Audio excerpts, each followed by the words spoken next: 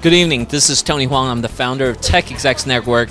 Today, it's February 23rd, 2011. Today, we're hosting it at the Posto Grill. And we had about 70 people RSVP for the event, and it's been a great turnout so far. So let's go in and interview a few people. With me is Alan. Alan has actually been a long-term recipient of our TechExecs emails. I've seen his name over and over. So Alan, you were the former CIO for IES. What was IES before? IES is a engineering company. It's a national company, a holding company with a lot of roll-ups, which is what my role was, to basically bring all the companies together through a shared services model. But from a technology perspective. From a technology, but as with new technology, integrating technology through all the functional elements as well as the business. So how many years would you say you've been in this business of information technology? Well, you know what? Not being a pedigree technologist, I've come through the functional elements of technology, so I'm a business technologist, probably about 12 to 15 years. So what is that it makes a better trait for a person coming from the functional side of things, or is it always better to come from technology? What do you think? I think you're going to find mixed answers on that. Personally, I've found that it's been a ballast for me, not coming from technology, because I've been able to underwrite all the technology investments I've been involved in with a business case that the business understood. Technology leaders, whatever the titles are, I think that we need to be much more involved in our local communities and in the organizations that we sit on, the boards that we sit on, and part of that is being a servant leader, both in... What does that mean? What does that mean? You know, look it up, you're going to find tons of different definitions. My definition of a servant leader so you have a true style and a transparent style that people understand and believe in, and people want to come work for you as a transformation leader.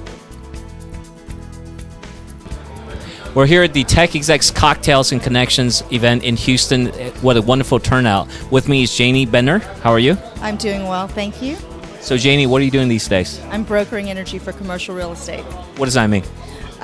We aggregate and the electricity and the gas. What we do is we help we shop and procure all the companies to help get the best rate for Commercial products only. Commercial, yeah. Well, we actually do have a residential program, so we do residential also. So we do residential, we do commercial, industrial, and we're doing gas now, deregulation of gas. So we're also doing gas. They're Texas, Louisiana, but mainly Texas, not San Antonio or Austin, because they're regulated. So, but the rest of Texas is good. Well, Janie and I know each other for quite a number of years, right? Yeah, quite a few. So you've seen the trends of technology overall, right? So you've seen the technology going up and down. What do you think it's like nowadays? What are your observations? It's just a technology world. Everything is. If you are not IT savvy in some kind of way, I mean, everything you do on your computer every day, everything has to do with IT. It's just going to grow, and it's not going anywhere. It's good to see you here at our event. And who have you met so far? Well, I really haven't met anybody. I haven't been here long enough. All right, well, let me let you go to meet some more people, and it's great to see you. Okay, great to see you. With me is Joe with RigNet. How are you? Doing well tonight, Tony. Thanks for inviting us tonight. What do you think about the event? It's been great so far. I've only been here for about a half an hour, but I've met some interesting people and looking forward to getting back in, meeting some more. So what does RigNet do? RigNet is a company that provides offshore communications to the offshore market, basically offshore and onshore. Okay. Primarily offshore, we serve about 1/3 of the global offshore rig market, serving rig, drillers, operators, and service companies. And then onshore, we provide service to about 40% of the U.S. land drilling market and provide U.S. or international land services as well. It has been in existence for 10 years, almost exactly, yes. Well, it's great to have you here. Hopefully we'll see more of you at the upcoming event. Sounds great, Tony. Be happy to be back. With me is Patrick Monsanto. He's with Whitaker. How are you? Very good, thank you. So what do you think about the event so far? Frankly, Tony, I'm very surprised and impressed with the amount of turnout that you've managed to generate on very short notice. 3 days. 3 days, and when I walked in at 5:35, there was already more people than I thought would be here. Well, good. So what does Whitaker do? Whitaker IT specializes in IT staff augmentation, search, and nearshoring, specifically in the mid to high level IT professional space. So how do you think the market's doing these days? Well, it's not 2007 again yet, but late 2010 and into the first quarter of 2011 has we've seen more activity than we've seen for 2.5 years. It's been a good run, and I'm optimistic that that's going to continue throughout the year. Well, thank you for being a sponsor of TechExecs for many years.